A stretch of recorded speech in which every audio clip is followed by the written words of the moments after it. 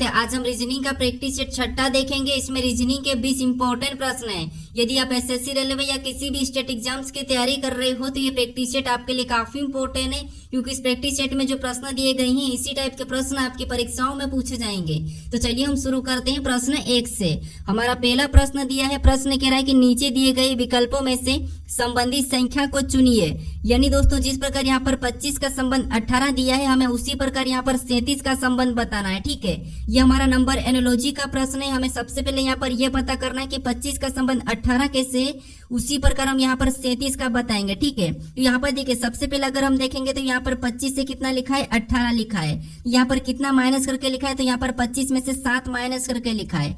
तो उसी प्रकार हम यहाँ पर क्या करेंगे, 37 में से भी -7 करके बताएंगे। ठीक है, तो 37 में से -7 करेंगे तो यहाँ पर कितना होना चाहिए, 30 होना चाहिए। लेकिन हमारे पास 30 ऑप्शन में नहीं है, तो ये लॉजिक हमारा यहाँ पर नहीं लगेगा। ठीक है, तो यहाँ पर क्या कर सकते हैं, देखिए अगर यहाँ पर देखिए हमें क्या दिया, 25 दिया है। अगर 25 के डिजिट को आपस में जोड़ देते तो यहाँ पर कितने हो जाएंगे, 2 और 5 7 हो जाएंगे। ठीक है, और इसी 7 को अगर हम 25 में से घटा लेंगे तब हमारे पास यहाँ पर कितने बचेंगे, तब हमारे पास यहाँ पर 18 बचेंगे। ठीक है, और 18 यहाँ पर दिया है। तो उसी तरीके से हम यहाँ पर क्या करेंगे, 37 की डिजिट को भी आपस में जोड़ लेंगे। तो 3 और 7 को आपस में जोड़ेंगे तो यहाँ पर कितने हो जाएंगे, 10 हो जाएंगे। जैसे हमने यहाँ पर 25 में से घटाया था तो यहाँ पर भी हम 37 में से इस 10 को घटा लेंगे। ठीक है, तो 37 में से 10 को घटाएंगे तो यहाँ पर कितने बचेंगे, तो यहाँ पर हमारे पास बचेंगे 27। तो जो प्रश्नवाचक चिन्ह दिया है यहाँ पर क्या होना चाहिए, 27 होना चाहिए। ठीक है, तो ऑप्शन में देखिए 27 कहाँ पर है, तो ऑप्शन नंबर सी में दिया है। तो ऑप्शन नंबर सी हमारा यहाँ पर सही जवाब हो जाएगा। ठीक है, अब चलिए हम बढ़ते हैं प्रश्न 2 पे।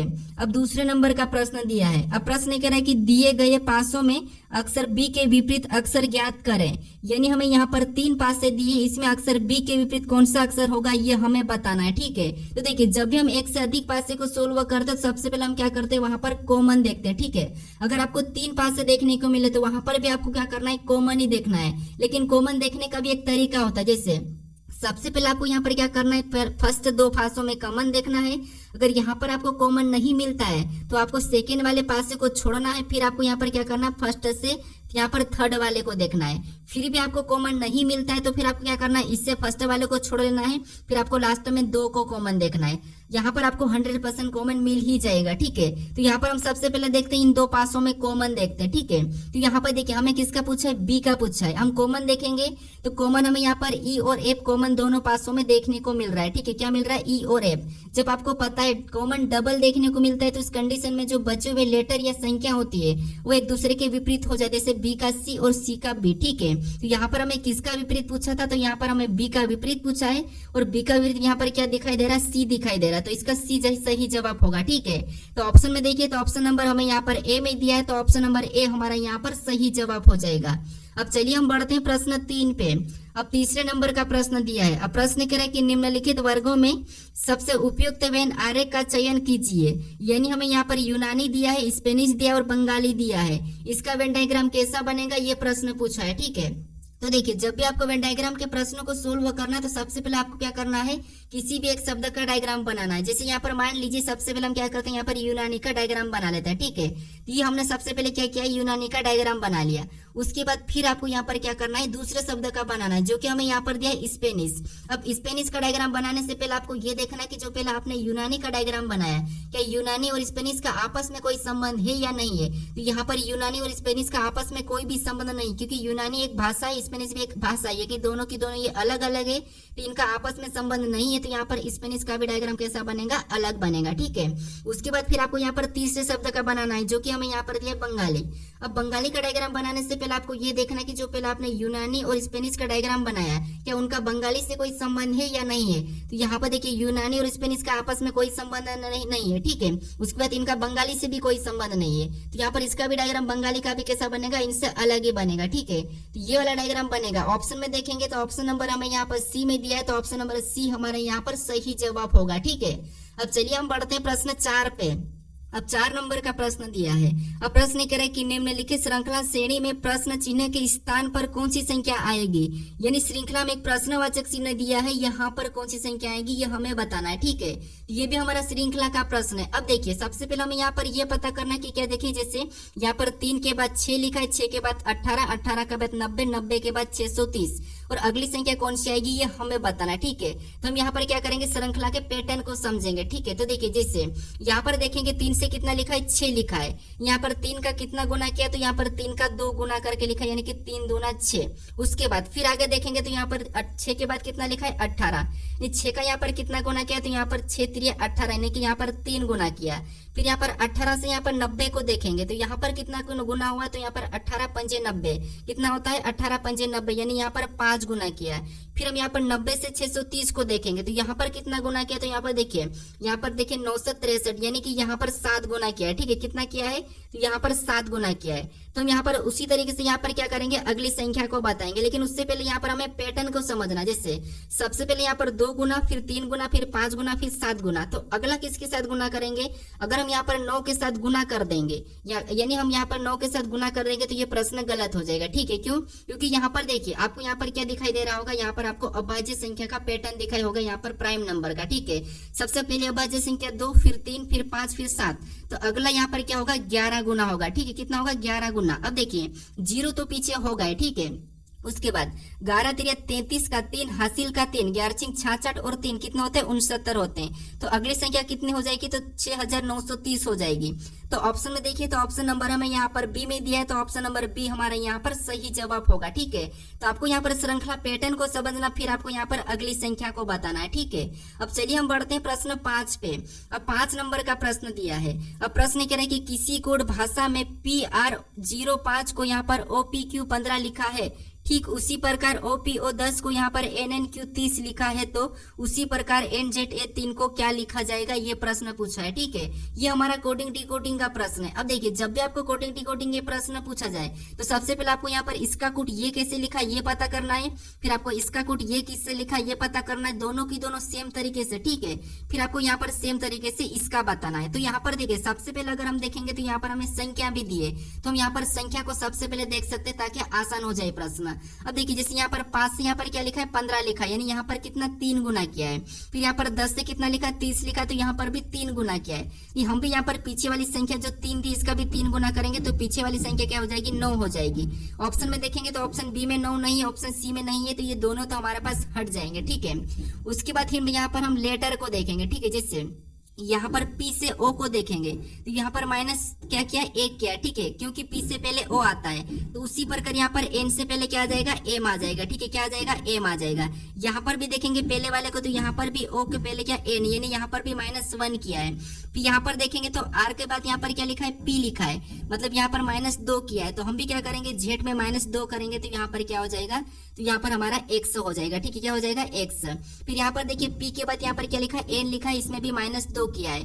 फिर यहाँ पर O से देखेंगे Q को, तो यहाँ पर O से Q मतलब +2। फिर यहाँ पर O से यहाँ पर भी Q मतलब यहाँ पर भी +2। तो हम भी यहाँ पर A में क्या करेंगे, +2 करेंगे। तो A में +2 करेंगे तो यहाँ पर क्या हो जाएगा, C हो जाएगा, यानी MXC9, ये हमें ऑप्शन में देखना है, ठीक है। तो MXC9 ऑप्शन नंबर हमें यहाँ पर A में दिया है, तो ऑप्शन नंबर A हमारे यहाँ पर सही जवाब होगा, ठीक है। अब चलिए हम बढ़ते हैं प्रश्न 6 पे। अब 6 नंबर का प्रश्न दिया है। अब प्रश्न कह रहे कि विलुप्त अक्षर ज्ञात कीजिए, यानी दोस्तों यहाँ पर आप इसको संख्या कर लीजिए, ठीक है। यहाँ पर आप संख्या कर लीजिए। अब देखिए यहाँ पर हमें विलुप्त संख्या ज्ञात करना है, ठीक है। तो हमें जो प्रश्नवाचक चिन्ह दिया है यहाँ पर कौन सी संख्या होगी ये हमें बताना है, ठीक है। तो यहाँ पर देखिए सबसे पहला तरीका तो ये है कि आपको क्या करना है, जो प्रश्नवाचक चिन्ह दिया है उसी की जगह बाकी संख्या कैसे लिखी ये पता करना है, ठीक है। जैसे यहाँ पर 5 कैसे लिखा है और यहाँ पर 4 कैसे लिखा है ये पता करना है, फिर आपको यहाँ पर बताना है, ठीक है। तो यहाँ पर देखिए ऊपर वाली संख्या यानी हमें यहाँ पर 4 को पता करना है, ठीक है। तो ऊपर वाली संख्या कौन सी हमारी यहाँ पर बड़ी संख्या, तो यहाँ पर इनको हमेशा क्या करें कि हमें यहाँ पर 4 मिले ये हमें पता करना है, ठीक है। या तो हम इन्हें जोड़ लेंगे या फिर माइनस करेंगे, गुणा करेंगे, कुछ भी करें, हमें यहाँ पर 4 लाना है, ठीक है।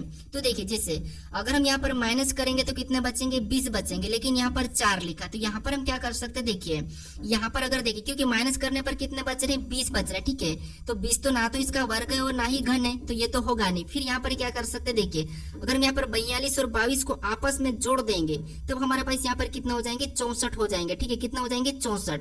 और 64 को देखेंगे तो ये 64 क्या है, ये 64 हमारा 4 का घन है, ठीक है। क्या है, 4 का घन है। उसी तरीके से हम दूसरी आकृति के पता करेंगे, ठीक है। यहाँ पर भी क्या करेंगे, सेम तरीके से 75 और 50 को आपस में जोड़ लेंगे, ठीक है, जैसे हमने यहाँ पर जोड़ा था। तो 75 और 50 को जोड़ेंगे तो यहाँ पर कितना होंगे, 125 हो जाएंगे, ठीक है। और 125 भी क्या है, तो ये भी हमारा 5 का घन है, क्या है, 5 का घन घन है, यानी हमें यहाँ पर लॉजिक पता चल चुका है। ठीक है, क्या करना है, ऊपर वाली संख्या को जोड़ना है, उसके बाद जो संख्या आती है वो किसका घन है ये बताना है। तो यहाँ पर ऊपर वाली संख्या को जोड़ेंगे। ठीक है, तो यहाँ पर देखिए 9 में 0 जोड़ेंगे तो 9 ही होगा। उसके बाद यहाँ पर 4 में 8 को जोड़ेंगे तो 12, और 12 का 2 हासिल का 1। उसके बाद 3 और 3 को जोड़ेंगे तो 6, और 6 और 1 कितना हो जाएगा 7।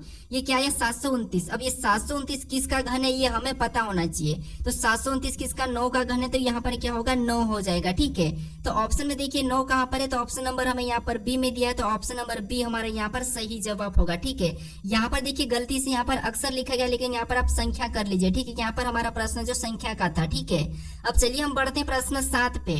अब 7 नंबर का प्रश्न दिया है। अब प्रश्न कह रहे कि नीचे दिए गए विकल्पों में से असंगत संख्या का चयन कीजिए। यानी हमें यहाँ पर 4 विकल्प दिए हैं, इसमें से 3 किसी न किसी रूप से समान है, लेकिन एक अलग है, उसी का हमें बताना है। ठीक है, तो आपको पता है असंगत में हमें शब्द भी दिया जाता है, संख्या में दी जाती है परीक्षा में, और लेटर भी दिए जाते हैं। ठीक है, अक्सर समूह भी दिए जाते हैं, संख्या समूह भी दिए जाते हैं, और हमें शब्द भी दिए जाते हैं। ठीक है, तो यहाँ पर हमारी संख्या वाली। अब देखिए सबसे पहला तरीका तो ये है कि आपको क्या करना है, बड़ी संख्या हो तो वहां पर आपस में जोड़ के देख लेना है। ठीक है, जैसे इनको आपस में जोड़ेंगे तो इसका योग तो कितना हो रहा है 7 हो रहा है।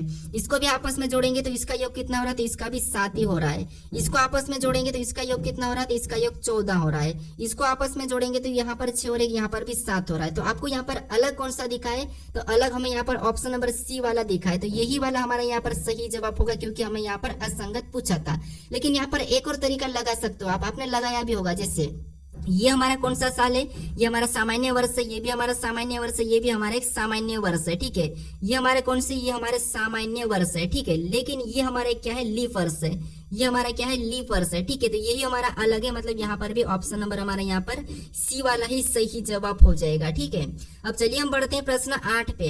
अब 8 नंबर का प्रश्न दिया है। अब प्रश्न कह रहा है कि निम्नलिखित आकृति में वर्गों की संख्या कितनी है, यानी इस आकृति में वर्गों की संख्या कितनी है, यह हमें प्रश्न पूछा है। ठीक है, तो अब देखिए जब भी आपको वर्गों की संख्या काउंट करना है तो सबसे पहले आपको मैं यहाँ पर तरीका तो बता चुका हूँ, लेकिन अभी भी बताऊंगा। ठीक है, जैसे सबसे पहले आपको यहाँ पर ये 2 आकृति यहाँ पर छोटी सी इसके अंदर होगी, ये वाली हमें दिख रही है, इसको हम अलग कर लेते हैं। ठीक है, जैसे यहाँ पर कैसी कुछ इस टाइप से, तो इसमें कितने ये हमें सबसे पहले तो पता कर लेते हैं। ठीक है, इस टाइप से हमें आकृति दिखाई दे रही है। तो पता है आपको यहाँ पर सबसे पहले क्या करना है, इधर से एक, ये 2 कॉलम में तो 2 लिखना है, इधर से कितने कॉलम है, तो यहाँ पर भी 2 कॉलम है तो 2 लिखना है। फिर लास्ट से लास्ट वाली का गुणा करना, तो 2 दूना 4, और इसका करेंगे तो 1 एकम 1, मतलब यहाँ पर क्या हो जाएगा, इन दोनों का आपस में जोड़ेंगे तो इसमें 5। यानी इस आकृति में कितने वर्गों की संख्या है, 5 है। ठीक है, कितने 5 है, तो इसमें 5 है। ठीक है, यहाँ पर 5 है, तो यहाँ पर भी कितनी होगी, 5 ही होगी। ठीक है, अब देखिए यहाँ पर तो हमारी दोनों में टोटल 10 हो गए। उसके बाद हमें यहाँ पर इस बड़े वाले में पता करना है। ठीक है, अब देखिए कॉलम में संख्या लिखेंगे तो 1, उसके बाद यहाँ पर 2, ये 2 कॉलम है, इधर लिखेंगे तो 1, फिर यहाँ पर 2, फिर ये 3, यहाँ पर 3 कॉलम है। ठीक है, अब हमें यहाँ पर लास्ट से लास्ट वाले के साथ गुणा करना है। यहाँ पर 3 का 2 का गुणा करेंगे तो 3 दूना 6, यहाँ पर कितना है 6, उसके बाद 2 का 1 का करेंगे तो 2 एकम 2, यहाँ पर कितना हो रहा है 2, जो बचा उससे छोड़ दो, क्योंकि हमें यहाँ पर जोड़े में गुणा करना है। ठीक है, अब देखिए इनको भी आपस में जोड़ेंगे तो यहाँ पर कितना हो रहा है 8 हो रहा है, यानी 8 और 10 को आपस में जोड़ लेंगे तो यहाँ पर टोटल आकृतियों की संख्या कितनी है, तो यहाँ पर हमारी 18 है। ठीक है, कितने 18, तो ऑप्शन में देखिए 18 कहाँ पर है, तो ऑप्शन नंबर बी में दिया है, तो ऑप्शन नंबर बी हमारा यहाँ पर सही जवाब होगा। ठीक है, तो जो आपको यहाँ पर बीच में जो आकृति दी थी ये हमें कंफ्यूज करने के दी थी, लेकिन यहाँ पर आसान बनाने के लिए हमने क्या करा, एक को अलग करा और गिन लिया। ठीक है, अब चलिए हम बढ़ते हैं प्रश्न 9 पे। अब 9 नंबर का प्रश्न दिया है। अब प्रश्न कह रहा है कि दिए गए शब्दों को दाहिनी ओर रखा जाए तो दर्पण प्रतिबिंब होगा। यानी दिए गए शब्दों को हमें क्या करना है, इसको दाहिनी ओर रखने पर इसका दर्पण प्रतिबिंब कैसा बनेगा, ये प्रश्न पूछ रहा है। ठीक है, तो अब देखिए दाहिनी ओर का मतलब आपको पता है आपका बायां किधर होगा, इस साइड होगा, और दायां किधर होगा, तो दायां आपका इस साइड होगा। ठीक है, तो अब देखिए हमें दाहिनी ओर दर्पण बताना है, तो यहाँ पर क्या करेंगे, इस तरफ हमें यहाँ पर क्या करना है, इसका दर्पण प्रतिबिंब बताना है। ठीक है, अब देखिए यहाँ पर सबसे पहले किसका बनेगा, तो यहाँ पर सबसे पहले आर का बनेगा। ठीक है, किसका बनेगा, आर, और आर कैसा बनेगा, कुछ इस टाइप से बनेगा। तो ऑप्शन में देखेंगे तो ऑप्शन हमारे ए में भी नहीं है, ऑप्शन हमारे यहाँ पर बी में तो है। ठीक है, सी में नीचे की ओर झुका है, और डी में तो हमारा आर वैसा ही की वैसा है। तो हमारा ऑप्शन कौन सा बचा है यहाँ पर, ऑप्शन नंबर बी वाला, तो यही वाला हमारे यहाँ पर सही जवाब होगा। ठीक है, हमें यहाँ पर पूरा भी चेक करने की जरूरत नहीं है, चाहो तो अगर आप करोगे तो यहाँ पर एक कैसा बनेगा, तो एक हमारा यहाँ पर ऐसा बनेगा। तो ऑप्शन में देखिए एक कैसा बनेगा, ऐसा बनेगा, तो यहाँ पर भी वैसा ही है। ठीक है, तो ऑप्शन हमारा यहाँ पर बी वाला ही सही जवाब होगा, हमें यहाँ पर समय बर्बाद नहीं करना है। अब चलिए हम बढ़ते हैं प्रश्न 10 पे।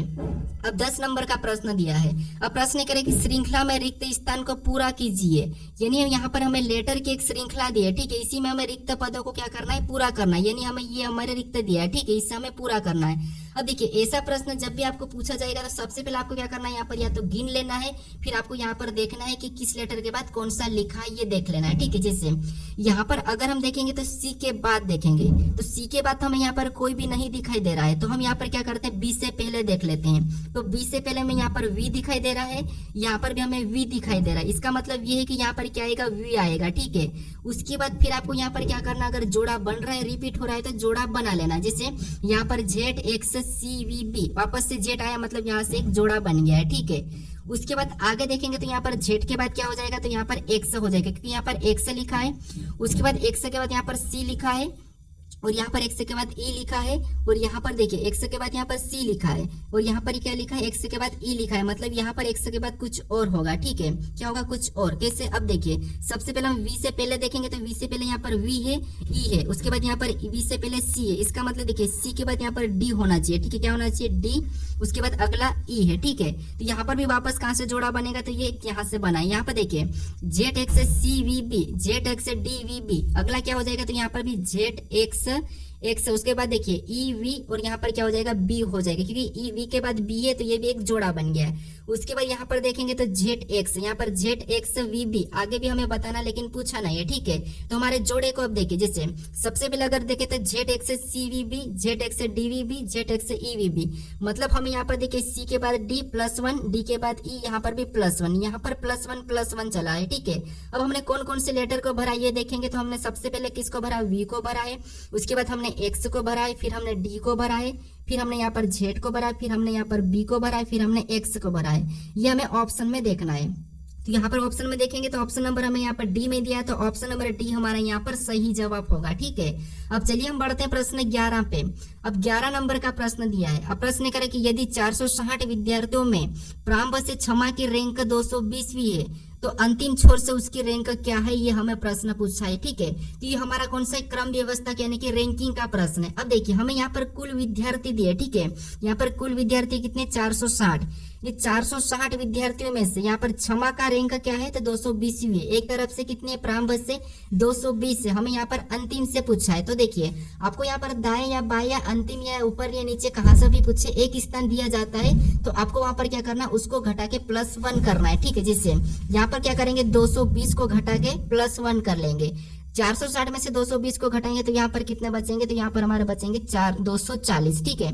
और +1 करेंगे तो यहाँ पर कितने हो जाएंगे, तो यहाँ पर हमारा हो जाएंगे 241। कितने हो जाएंगे, 241। तो ऑप्शन में देखिए 241 कहाँ पर है, तो ऑप्शन नंबर ए में दिया है, तो ऑप्शन नंबर ए हमारे यहाँ पर सही जवाब होगा, ठीक है। अब हम एक क्यों घटाते हैं वो समझिए। जैसे मान लीजिए आपको मैं यहाँ पर थोड़ा सा बता दूं, ये एक रैंक है, ठीक है। यहाँ पर मान लीजिए इस कितने लोगों की, 1 2 3 4 5 6 लोगों की एक रैंक है। इसमें से यहाँ पर माना कि यहाँ पर क्षमा का प्रारंभ से कितना, दूसरा स्थान, मतलब क्षमा प्रारंभ से तीसरे स्थान पर है, ठीक है। कहाँ पर है, तीसरे स्थान पर। तो हम क्या करते हैं, यहाँ पर क्षमा कुल विद्यार्थी कितने, 6 है, ठीक है। इसमें से क्षमा प्रारंभ से तीसरे स्थान पर है, ठीक है। तो हमें यहाँ पर अंतिम से बताना है, तो अंतिम से बताने के लिए हम क्या करते हैं, यहाँ पर प्रारंभ से तीसरे वालों को घटाएंगे, उसके बाद यहाँ पर क्या करेंगे, एक प्लस कर लेंगे, ठीक है। तो यहाँ पर देखिए जो इधर से यहाँ पर तीसरे स्थान पर आ रही है और इधर से कहाँ पर आएगी, यहाँ पर आएगी, ठीक है। तो एक हमारे यहाँ पर डबल गिनाता है, ठीक है। इसीलिए हम क्या करते हैं, एक को माइनस कर लेते हैं। अब चलिए हम बढ़ते हैं प्रश्न 12 पे। अब 12 नंबर का प्रश्न दिया है। अब प्रश्न कह रहा है कि नीचे दिए गए विकल्पों में से संबंधित शब्दों को चुनिए, यानी यहाँ पर जिस पर अगर क्यूबा का संबंध हवाना से, हमें उसी प्रकार यहाँ पर स्पेन का बताना है, ठीक है। ये भी हमारा एनोलॉजी का ही प्रश्न है, शब्द एनोलॉजी का, ठीक है। एनोलॉजी आपको पता है 3 प्रकार की पूछी जाती है, संख्या एनोलॉजी, उसके बाद अक्षर एनोलॉजी, शब्द एनोलॉजी, ठीक है। ये 3 सबसे मोस्ट पॉपुलर है। अब देखिए इसमें कुछ लोग कैसे आपको प्रश्न सोल्व कराते हैं, जैसे सबसे पहले इसका संबंध आपको क्या करते हैं, इनसे बता देते हैं, उनका संबंध यहाँ पर पता करवाते हैं। लेकिन ऐसा प्रश्न को सोल्व नहीं करना है। ऐसा क्यों नहीं करना वो समझिए। सबसे पहले तो जो हमें यहाँ पर आपको दिखाई दे रहा है अनुपात, इसे तो आप जानते होंगे ये क्या है, अनुपात। अनुपात का मतलब ये कि इन दोनों का रेशो यानी कि इन दोनों का अनुपात, यानी प्रश्नवाचक चिन्ह हमें इस तरफ दिया है तो हमें ये वाले का पता करना है। अगर आपको प्रश्नवाचक चिन्ह कहाँ पर, अगर यहाँ पर दिया जाता तो फिर आपको इधर से इससे पता करना है, ठीक है। तो ये जो हमें यहाँ पर अनुपात दिया है इसी का मतलब, ठीक है। तो जो संबंध इनका आपस में है वही संबंध हमें इनका बताना, क्योंकि यहाँ पर हमें समानुपात दिया है। समानुपात मतलब डबल अनुपात, डबल अनुपात यानी कि समानुपात का मतलब आपको पता है समान तरीका, जो यहाँ पर जो दिया है वही तरीका हमें यहाँ पर लगाना है समान, ठीक है। तो इसीलिए आपको यहाँ पर इसका संबंध इससे नहीं बताना है और इसका इससे नहीं बताना है, ये याद रखना, ठीक है। भले ही आपको इसका संबंध मिलेगा लेकिन आपको नहीं बताना है, ठीक है। तो अब देखिए यहाँ पर जैसे क्यूबा का संबंध किससे, हवाना से, ठीक है। तो हमें यहाँ पर स्पेन का बताना है। अब देखिए क्यूबा एक क्या है देश है और इसकी राजधानी क्या है, हवाना है, और यहाँ पर हवाना दिया है। तो उसी तरीके से हम क्या करेंगे, यहाँ पर स्पेन भी एक देश है, इसकी राजधानी क्या है ये आपको पता होना चाहिए। तो स्पेन की राजधानी क्या है, मैड्रिड है, मतलब ऑप्शन नंबर हमारे यहाँ पर कौन सा वाला, सी वाला सही जवाब होगा। स्पेन की राजधानी क्या है, मैड्रिड है। अब देखिए यहाँ पर क्या दिया, एथेंस दिया, ये किसकी राजधानी है, तो ये हमारे ग्रीस की राजधानी है। उसके बाद यहाँ पर रोम दिया है और रोम किसकी राजधानी, तो ये हमारे इटली की राजधानी है। अब ये हमारी टोक्यो किस देश की राजधानी, ये हमें क्वेश्चन यानी कि इसका आप मुझे कमेंट करके बताइए कि टोक्यो किस देश की राजधानी है, ठीक है। अब चलिए हम बढ़ते हैं प्रश्न 13 पे। अब 13 नंबर का प्रश्न दिया है। अब प्रश्न करेंगे यदि a बराबर गुणा और b बराबर भागित और c बराबर माइनस और d बराबर प्लस, ये तो समीकरण का मान क्या होगा, ये प्रश्न पूछा है। यानी हमें यहाँ पर एक समीकरण दिए जिसमें क्या यहाँ पर लेटर दिए, ठीक है, अक्षर वाली समीकरण दी है। इसमें हमें ये कहा कि a का मतलब गुणा है, b का मतलब भाग है, c का मतलब माइनस है और d का मतलब प्लस है। तो आपको इस समीकरण को सोल्व करना है, इसका समीकरण का मान क्या होगा ये बताना है, ठीक है। तो देखिए सबसे पहला तरीका तो यहाँ पर बता रखा कि a का मतलब क्या है, गुणा है, तो a की जगह कौन सा चिन्ह लगेगा, गुणा का। उसके बाद b का मतलब भागित कह रहा तो यहाँ पर b की जगह भागित का चिन्ह लगेगा। c का मतलब माइनस का तो यहाँ पर माइनस लग जाएगा, डी का मतलब प्लस का तो यहाँ पर प्लस लगा लेंगे, ठीक है। फिर हमें यहाँ पर समीकरण को सोल्व करना, जैसे यहाँ पर देखिए 55 दिया है, उसके बाद गुणा 5 क्या है, गुणा 5, फिर भागित लगाएंगे और भागित कितना है 5 ही है। उसके बाद फिर माइनस लगाएंगे, माइनस भी कितना है 5 ही है, फिर प्लस लगाएंगे, लास्ट वाला क्या है 3 है। इस समीकरण को हमें सोल्व करना है, ठीक है। अब देखिए सबसे पहले यहाँ पर हम भाग को सोल्व करते हैं बोर्डमास रूल में, ठीक है। तो यहाँ पर भाग को सोल्व करेंगे तो यहाँ पर कितना बचे, एक ही बचेगा, ठीक है। और यहाँ पर उसके बाद आपको पता है गुणा को सोल्व करते हैं, ठीक है। क्या करते हैं, गुणा को सोल्व करते तो यहाँ पर एक के साथ गुणा करेंगे तो 55 एकम 55 ही होगा। ये 55 वाला तो हमने ये उतार लिया। उसके बाद माइनस कितना होगा 5 और प्लस 3 का, ठीक है। अब देखिए यहाँ पर आप माइनस कर सकते हो या प्लस कर सकते हो, ठीक है। तो यहाँ पर अगर हम माइनस करेंगे तो कितने बचेंगे, 50 बचेंगे, ठीक है।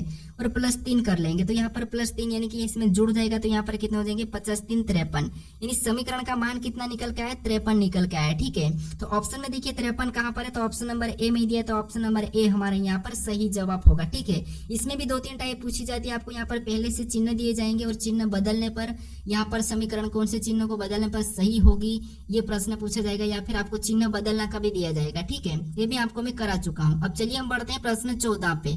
अब 14 नंबर का प्रश्न दिया है। अब प्रश्न कह रहा है कि दिए गए शब्दों को उस क्रम में व्यवस्थित कीजिए जिस क्रम में वे अंग्रेजी शब्दकोश में आते हैं, ठीक है। तो यहाँ पर हमें क्या दिया, शब्द दिए, इनको हमें क्या करना है, अंग्रेजी शब्दकोश में आते हैं उसमें व्यवस्थित करना है, ठीक है।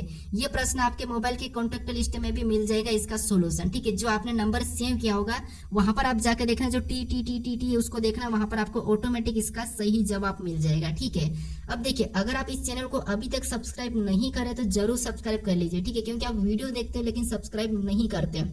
अगर आपको चैप्टर वाइज पढ़ना है तो मुझे कमेंट करके बताइए, मैं आपको यहाँ पर लगभग 1 सितंबर से चैप्टर वाइज पढ़ाऊंगा, ठीक है। जितना भी रीजनिंग में जितने भी 35 प्लस चैप्टर है सारे की सारे एडवांस तक आपको मैं सारे पढ़ा दूंगा, ठीक है, फ्री में। अब देखिए यहाँ पर क्या करना, सबसे पहले हमें यहाँ पर अंग्रेजी क्रम में व्यवस्थित करना है, ठीक है। तो वो समझिए, सबसे पहले कॉमन देखना, तो यहाँ पर टी वाला तो कॉमन रहेगा, ठीक है। उसके बाद ए दिया तो ए भी सभी में कॉमन है, ठीक है। उसके बाद यहाँ पर सी एन एन एन फिर एल दिया है, तो इनमें सबसे पहले एबीसीडी में कौन आता है, तो आपको होगा सी वाला पहले आता है, इसका मतलब 5 नंबर वाला पहले होगा, ठीक है।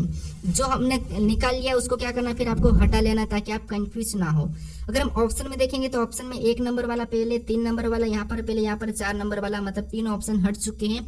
ऑप्शन हमारा केवल यहाँ पर डी वाला सही जवाब होगा, ठीक है। अगर चाहो तो आप चेक कर सकते हो, मैं आपको बता देता हूँ, ठीक है। उसके बाद यहाँ पर देखिए हमने इसे तो हटा दिया, अब हमारे पास यहाँ पर एन एन एन एल बचा, तो आपको पता है एल एन से पहले आता है, उसके बाद कौन सा आएगा, तो पहले नंबर वाला आएगा, ठीक है। तो यहाँ पर भी देखो पहले नंबर वाला भी है, मतलब इसको भी हम अब हटा लेंगे, ठीक है। उसके बाद एन एन दिया तो इसको हम हटा लेंगे, एन एन को हटा लेंगे क्योंकि हमारे पास कॉमन है। फिर देखिए यहाँ पर टी जी टी दिया है, तो इनमें सबसे पहले कौन आता है, तो आपको टी से पहले जी आता है, उसके बाद यहाँ पर तीसरे नंबर वाला आएगा, ठीक है। तो इसे भी हम हटा लेंगे क्योंकि इसको भी हमने ले लिया है। उसके बाद हम यहाँ पर टी ए दोनों में कॉमन है, ठीक है, टी ए दोनों में कॉमन है तो इसे भी हटा लेंगे। अब हमारे पास यहाँ पर एम और एल दिया है, इनमें सबसे पहले कौन आता है तो आपको होगा एल पहले आता है, ठीक है। तो यहाँ पर उसके बाद कौन सा आ जाएगा चौथा नंबर पर, फिर यहाँ पर दूसरे नंबर का। तो ऑप्शन हमारा कौन सा वाला यहाँ पर डी वाला ही सही जवाब होगा, ठीक है। अब चलिए हम बढ़ते हैं प्रश्न 15 पे। अब 15 नंबर का प्रश्न दिया है, यहाँ पर देखिए हमें सबसे पहले यहाँ पर कथन दिया है और यहाँ पर हमें निष्कर्ष दिया है। तो सबसे पहले इस कथन को समझना है, इस कथन के बारे में निष्कर्ष सही दिया है या गलत दिया है, फिर हमें ये बताना है, ठीक है। तो देखिए ऐसे प्रश्नों को आप पता नहीं कैसे सोल्व करते होंगे, ये मुझे नहीं पता है, लेकिन जो मेरा तरीका है वो समझिए, ठीक है। सबसे पहले जब भी आपको ऐसा प्रश्न मिले तो आपको ये वाला चिन्ह दिया है, ठीक है। तो जिसके तरफ मुंह खुला, ये वाला जो मुंह खुला है, ठीक है, ये जो मुंह खुला है ये बड़ा है, और यहाँ पर जिसके तरफ मुंह नहीं खुला इधर वाला जो छोटा हो जाएगा, ठीक, इतना समझो। और आपको ये पता है, एक तो ये तो आपको पता है कि जैसे ये चिन्ह जो बराबर है, उसके बाद यहाँ पर ये वाला भी दिया जाता है और यहाँ पर एक चिन्ह नीचे भी दिया जाता है। इसका मतलब क्या है, तो यहाँ पर देखिए ये तो बड़ा भी है और यहाँ पर ये बराबर भी है, ठीक है, ये समझना। अब देखिए सबसे पहले देखेंगे तो यहाँ पर P और Q, यहाँ पर देखिए P और Q को देखेंगे, ठीक है। तो इसमें बड़ा कौन है, तो आपको होगा यहाँ पर मुंह किसके तरफ खुला है, तो यहाँ पर Q के तरफ खुला है, मतलब P से बड़ा कौन हो जाएगा, Q हो जाएगा। तो यहाँ पर P से बड़ा Q मतलब उसको हम ऊपर बना लेंगे, ठीक है, ये आसान भाषा में समझिए। उसके बाद हम यहाँ पर Q और R को देखेंगे, तो यहाँ पर किसके तरफ मुंह खुला है, तो यहाँ पर कहोगे आप Q के तरफ मुंह खुला है, ठीक है, इस तरफ मुंह खुला है तो Q भी R से बड़ा है, मतलब R भी इसके पास आ जाएगा, ठीक है, किसके पास, इसके पास आ जाएगा, और R इससे बड़ा है, ठीक है। उसके बाद फिर आगे देखेंगे तो यहाँ पर R और S का यहाँ पर बराबर में दिया है, R और S का बराबर में दिया है, मतलब इसके बराबर में कोई S है तो मतलब ये भी हमारा यहाँ पर इसके पास आ जाएगा। फिर आगे देखेंगे तो यहाँ पर S और M को देखेंगे, तो यहाँ पर S और M में किसके तरफ मुंह खुला है, तो यहाँ पर हमारा M की तरफ मुंह खुला है, मतलब M S से बड़ा है, S से बड़ा कौन है, M है, मतलब M ऊपर चले जाएगा, ठीक है। उसके बाद फिर हमें आगे और देखेंगे तो M और N का देखेंगे, तो यहाँ पर किसके तरफ मुंह खुला है, तो यहाँ पर M के तरफ मुंह खुला है। इसका मतलब है कि M से छोटा कौन है, N है, तो N किस कैटेगरी में आ जाएगा, तो यहाँ पर S वाली यानी कि P के पास आ जाएगा, ठीक है, यहाँ पर, ये यहाँ पर, ठीक है, ठीक है, इनके इस वाली लाइन में, ठीक है। अब देखिए इसके बारे में निष्कर्ष को समझेंगे, तो यहाँ पर पहला निष्कर्ष क्या दिया है कि P किसके तरफ बड़ा मुंह खुला है, तो यहाँ पर P के तरफ मुंह खुला है, इसका मतलब S से बड़ा कौन है, P है। S से बड़ा P हमें यहाँ पर दिखाई दे रहा है क्या, तो S से बड़ा P हमें यहाँ पर दिखाई नहीं दे रहा है, इसका मतलब ये गलत दिया है, क्योंकि यहाँ पर P S से बड़ा है, कि यहाँ पर P S से बड़ा दिखाई दे रहा है क्या, नहीं दिखाई दे रहा है, इसका मतलब ये गलत कह रहा है। उसके बाद दूसरे को देखेंगे, दूसरे में किसके तरफ मुंह खुला है, तो यहाँ पर देखिए N के तरफ मुंह खुला है, तो R से बड़ा कौन है, N है। क्या आपको यहाँ पर R से बड़ा N दिखाई दे रहा है क्या, तो नहीं, N और R भी यहाँ पर बराबर में ही है, तो ये भी हमें गलत कह रहा है, मतलब दोनों ही गलत है, ठीक है। ऑप्शन में देखेंगे तो दोनों निष्कर्ष यहाँ पर कौन से असत्य, दोनों ही सत्य नहीं, मतलब ऑप्शन नंबर यहाँ पर हमारा कौन सा वाला, डी वाला सही जवाब होगा, ठीक है, दोनों निष्कर्ष सत्य नहीं है, ठीक है। अब चलिए हम बढ़ते हैं प्रश्न 16 पे। अब 16 नंबर का प्रश्न दिया है। अब प्रश्न करें कि नीचे दी गई श्रृंखला में प्रश्न चिन्ह के स्थान को ज्ञात कीजिए, यानी श्रृंखला में हमारे पास यहाँ पर आकृति में कुछ कचरा टाइप के कुछ लेटर दिए हैं और चिन्ह भी दिए, इसमें अगले वाले पे कौन सा आएगा ये हमें बताना है, ठीक है। तो देखिए जब भी आपको ऐसा समझ में नहीं आया, ऐसा दिखे, तो आपको क्या करना है, एक एक को देखना है, ठीक है। जैसे हम देखेंगे सबसे पहले इस निशान को देख लेते हैं, ठीक है। जो निशान इस कोने पे है, अगले वाली आकृति में जाकर वहां पर उसी कोने में तो था, उसी कोने पे, लेकिन ये साइड कैसा इधर वाला रोटेट हो गया, ठीक है, इधर घूम गया, ठीक है, बाएं की ओर। फिर और आगे देखेंगे तो यही वाला निशान यहाँ से ऊपर की ओर चले गया, अगली वाली आकृति में ऊपर की ओर चले गया, ठीक है, यानी ये यहाँ पर आ गया, लेकिन वैसा की वैसा है, जैसे यहाँ पर बाईं ओर था तो वैसा की वैसा यहाँ पर आ गया। फिर अगली में देखेंगे तो यहीं पर रहा, तो इसी कोने में रहा, लेकिन ये कैसा हो गया, और अपना बाईं ओर डायरेक्शन ले लिया, ठीक है, ऊपर की ओर चले गया। फिर अगले में अगर हम देखेंगे तो यहाँ पर एक बार वैसा की वैसा, यहाँ से वैसा की वैसा ऊपर गया, फिर यहाँ पर डायरेक्शन ले लिया, तो अगले में ये कहाँ चले जाएगा, तो आपको वैसा की वैसा ऊपर की ओर चले जाएगा, ठीक है, कैसा ऊपर की ओर। ऑप्शन में देखेंगे तो ऑप्शन ए में नहीं है, बी में नहीं है, ऑप्शन सी में नहीं है, केवल हमारा ऑप्शन नंबर डी में दिखाई दे रहा है, तो यही वाला हमारा यहाँ पर सही जवाब होगा। लेकिन आप यहाँ पर एक और चेक कर लीजिए, ठीक है। जैसे अब डी को देखेंगे तो डी यहाँ पर हमारा कैसा दिखाई दे रहा है, इस टाइप दिखाई दे रहा है। फिर इधर देखेंगे तो डी हमारा यहाँ पर सीधा हो गया, ठीक है। अब अगले में देखेंगे तो यहाँ से ये इस तरह वापस आ गया, यानी कि इस कोने पे आ गया, वैसा की वैसा। फिर अगले में देखेंगे तो वापस से और मुड़ गया, ठीक है। तो अगले में देखेंगे तो डी हमारा कहाँ पर चले जाएगा, वैसा की वैसा यहाँ पर चले जाएगा। तो यहाँ पर देखेंगे तो ये हमारा यहाँ पर जा रखा, मतलब ऑप्शन डी वाला ही हमारा यहाँ पर सही जवाब होगा, ठीक है। अब चलिए हम बढ़ते हैं प्रश्न 17 पे। अब 17 नंबर का प्रश्न दिया है। अब प्रश्न करे कि एम एस से विवाहित है, पी एच का भाई है, एस एल की माता है, जो एच का भाई है, एज का एम से क्या संबंध है, ये प्रश्न पूछा है। ठीक है, ये हमारा रक्त संबंध का प्रश्न है, ब्लड रिलेशन का प्रश्न है। ठीक है, अब ऐसे प्रश्न को कैसे सोल्व करना ये तो आपको पता ही होगा। ठीक है, कैसे देखिए, जैसे मान लीजिए आप स्वयं है। ठीक है, अगर आपका भाई कहा तो आप क्या करते हैं, आपके पास में लिखते हो। अगर आपकी माता कही तो आपको क्या करते हैं, आप ऊपर लिखते हैं।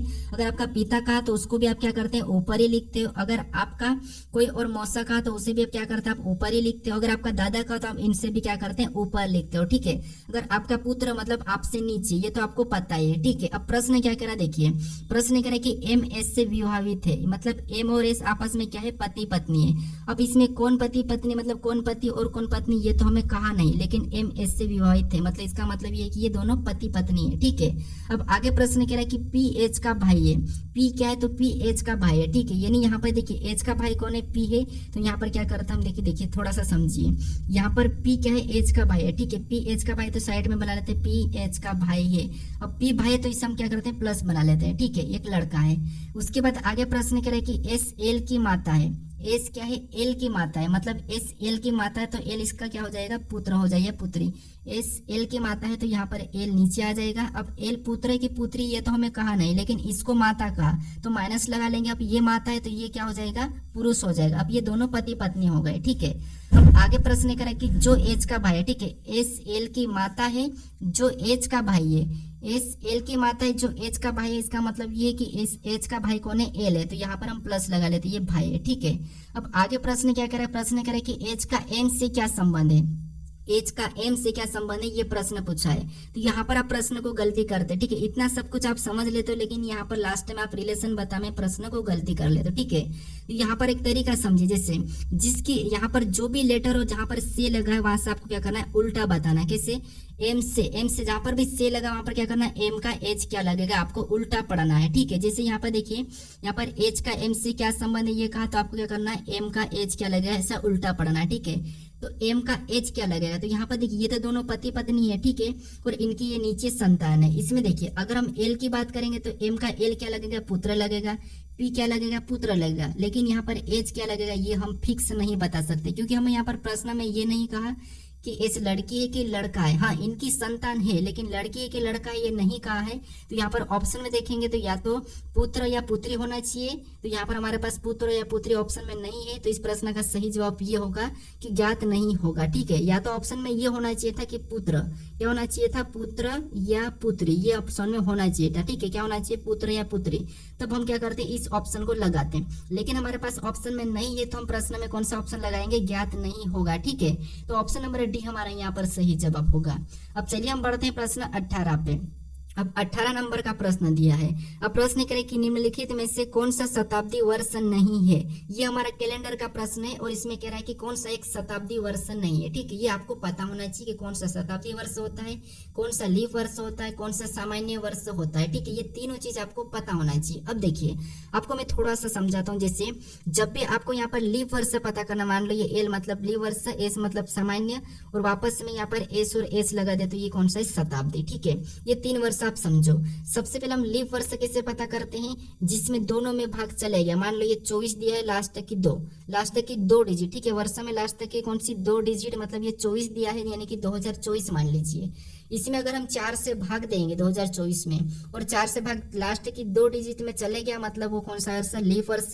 जिसमें अगर मान लो दो यहाँ पर 2025 लेंगे, 2025 में 4 से भाग नहीं जाता है, तो वो कौन सा वर्ष, सामान्य वर्ष। अब शताब्दी वर्ष कौन सा है, शताब्दी वर्ष हो जो है कि यहाँ पर लास्ट में 2 डिजिट में भाग, जब भाग ही नहीं दिया जाता है। ठीक है, जिसे भाग दिया ही नहीं जाता है, पीछे 0 आ जाते हैं, जहां पर हम 400 से भाग देते हैं, वो कौन सा होगा, शताब्दी वर्ष होगा। जहां पर पीछे 0 होगा, पीछे 2 डिजिट 0 होगी, वो कौन सा वर्ष होगा, शताब्दी वर्ष होगा। ठीक है, तो यहाँ पर देखेंगे इसकी शताब्दी वर्ष यहाँ पर कौन सा है, तो यहाँ पर देखिए कौन सा नहीं है, ये प्रश्न पूछा। अब इसमें 2 0 है, मतलब शताब्दी वर्ष है। यहाँ पर 2 0 है, शताब्दी वर्ष है। यहाँ पर 2 0 शताब्दी वर्ष है। लेकिन यहाँ पर 2 0 नहीं है, मतलब ये कौन सा वर्ष नहीं है, तो ये शताब्दी वर्ष नहीं है, इसका मतलब यही वाला हमारा यहाँ पर सही जवाब होगा। ठीक है, अब ये कौन सा वर्ष है ये आपको बताना है, क्या मैं बताऊं? ठीक है, तो हम क्या करते हैं, वर्ष कौन सा ये पता करने के लिए सबसे पहले तो देखते हैं कि पीछे की 2 डिजिट में भाग देते हैं, किससे? 4 से। तो इसमें 4 से भाग देंगे तो 8 बार में कट चुका है, मतलब ये कौन सा है, ये एक लीप वर्ष है। 2000 यहाँ पर 1932 भी कौन सा है, लीप वर्ष है। ठीक है, कौन सा शताब्दी वर्ष नहीं है, तो यहाँ पर हमारा ऑप्शन नंबर सी वाला सही जवाब हो जाएगा। ठीक है, अब चलिए हम बढ़ते हैं प्रश्न 19 पे। अब 19 नंबर का प्रश्न दिया है। अब प्रश्न करे कि नीचे दिए गए कागज को मोड़ा और काटा जाता है तो उसे खोलने पर होगा, यानी कि कैसा दिखाई देगा, ये प्रश्न पूछा है। ठीक है, तो देखिए पेपर कटिंग फोल्डिंग के प्रश्न इंपॉर्टेंट है एसएससी और रेलवे के लिए, तो काफी इंपॉर्टेंट है। ठीक है, तो इन प्रश्नों को कैसे सोल्व करना वो समझिए। जिससे सबसे पहले आपको यहाँ पर देखना है कि ये जो इतना सा भाग है ये दिया क्या है, किस तरह दिखाई दे रहा है, ये देख लेना है। ठीक है, और कैसा दे रहा। फिर हमें यहाँ पर कह रहा है कि इस तरफ इस निशान को घुमाना है, यानी कि ये जो निशान दिया है इधर हमें क्या करना है, कागज को मोड़ना है। जब हम यहाँ पर इस निशान की तरफ कागज को मोड़ देंगे तो आपको पता है ये वाला हिस्सा इधर चले जाएगा। ठीक है, तो यहाँ पर इसका जो बिंदिया यहाँ पर वो भी यहाँ पर सेम तरीके से ऐसी 3 बिंदिया बन जाएगी। ठीक है, और ये हिस्सा भी कैसा हो जाएगा, कुछ ऐसा बनेगा, और यहाँ पर ऊपर हिला हिस्सा भी यहाँ पर ये कट जाएगा। ठीक है, ये 3 बिंदिया बनी। फिर हमें यहाँ पर ऊपर की ओर कह रहा है, ऊपर की ओर मतलब ये वाला हिस्सा तो इतना तो बन चुका है। ठीक है, ये तो हो ही गया है। उसके बाद ऊपर की ओर अगर हम इसे करेंगे तो ऊपर वाला वैसा की वैसा नीचे छपेगा, यानी कि जल प्रतिबिंब जैसा। तो नीचे छपेगा तो ये 2 बिंदिया तो वैसी ही रह जाएगी और ऊपर वाला नीचे आ जाएगा। इधर भी 2 बिंदिया वैसी ही रहेगी और ऊपर वाला नीचे आ जाएगा। ठीक है, फिर यहाँ पर एक निशान ये बनेगा और यहाँ पर एक निशान ऐसा बनेगा। ठीक है, उसके बाद यहाँ पर भी ये कट होगी, यहाँ पर कौन सी वाली, नीचे से ये कट होगी, इधर से भी ये कट होगी। ये हमें ऑप्शन में देखना है। तो ऑप्शन में देखिए, तो ऑप्शन में देखेंगे तो देखिए यहाँ पर हमें ऊपर नीचे आमने सामने, मतलब ये हमारा अलग अलग दिखाई दे रहा है। ठीक है, ये और ये अलग दिखाई दे रहा है, तो ऑप्शन ए तो नहीं होगा। ऑप्शन यहाँ पर देखेंगे बी, और यहाँ पर बी में देखेंगे तो हाँ बी हमारा मैच हो रहा है, सी भी मैच हो रहा है, लेकिन सी में हमारा ये बीच वाला डब्बा सही नहीं है, तो ये वह नहीं होगा। ये भी हमारा ऊपर नीचे है, तो ये भी हमारा नहीं होगा। तो ऑप्शन सी और डी भी नहीं होगा, केवल हमारा यहाँ पर ऑप्शन नंबर बी वाला कौन सा होगा, सही जवाब हो जाएगा। ठीक है, अब चलिए हम बढ़ते हैं प्रश्न 20 पे। अब 20 नंबर का प्रश्न दिया है। अब प्रश्न करे कि निम्नलिखित आकृति में प्रश्न चिन्ह के स्थान को पूरा करें, यानी इस आकृति में एक प्रश्नवाचक चिन्ह दिया है, यहाँ पर किस विकल्प को रखें कि यह आकृति हमारी पूरी होगी, ये प्रश्न पूछा है। ठीक है, अब देखिए यहाँ पर हम क्या करेंगे, सबसे पहले फर्स्ट वाले भाग को लेंगे, ये वाला गोल छोटा वाला। ठीक है, कौन सा वाला, यहाँ पर ये छोटा वाला सबसे पहले पूरा करेगा। ऑप्शन में देखेंगे छोटा वाला, तो यहाँ पर बड़ा वाला है, यहाँ पर भी बड़ा वाला है। ठीक है, फिर भी हम यहाँ पर भी ये वाला है, और ये हमें डी वाला यहाँ पर दिखाई दे रहा है। ठीक है, उसके बाद यहाँ पर एक बड़ा वाला होगा, यहाँ पर दूसरे नंबर की आकृति देखेंगे तो यहाँ पर भी दूसरे की है। ठीक है, यहाँ पर भी दूसरी लाइन है, यहाँ पर भी दूसरी लाइन है। ठीक है, यहाँ पर भी दूसरी लाइन है, ये भी ठीक है। फिर हमारे पास यहाँ पर ये गोल है इधर, और यहाँ पर भी सामने के जस्ट गोल है। यहाँ पर हमारा वर्ग टाइप का दिखा है, तो यहाँ पर भी एक वर्ग टाइप का ही होगा। तो यहाँ पर भी हमारे पास वर्ग टाइप देखेंगे तो ऑप्शन ए में भी नहीं, बी में भी नहीं, सी में भी नहीं है, केवल हमें ऑप्शन नंबर कहाँ पर दिखाई दे रहा है, डी में। तो ऑप्शन नंबर डी हमारा यहाँ पर सही जवाब होगा। ठीक है, अब पीछे की यहाँ पर 3 लाइन है, तो यहाँ पर भी पीछे की 3 लाइन है, तो ऑप्शन डी ही हमारा यहाँ पर सही जवाब होगा। ठीक है, अब चलिए हम बढ़ते हैं प्रश्न 21 पे। यानी दोस्तों यहाँ पर 21 नंबर का जो प्रश्न दिया है ये होमवर्क प्रश्न है। ठीक है, तो इसका सही जवाब क्या है ये मुझे कमेंट करके बताएं। ठीक है, प्रश्न कह रहा है कि नीचे दिए गए विकल्पों में से संबंधित अक्षर को चुने, यानी जिस प्रकार इन अक्षरों का संबंध इन अक्षरों से, वही संबंध आपको इन अक्षरों से बताना है। ठीक है, ये भी हमारा एनालॉजी का ही प्रश्न है, तो इसका सही जवाब क्या है ये मुझे कमेंट करके बताएं। ठीक है, अगर आप इस चैनल को अभी तक सब्सक्राइब नहीं कर रहे तो यहाँ पर आपको एक लोगो टाइप का दिखा होगा, इस पर क्लिक करके आप यहाँ पर सब्सक्राइब कर लीजिए। ठीक है, अगर आप इससे पहले वाले वीडियो को नहीं देखे हो तो यहाँ पर आप राइट में क्लिक करके इस वीडियो को भी जरूर देख लीजिए। ठीक है, अब चलिए हम मिलते हैं नेक्स्ट वीडियो में।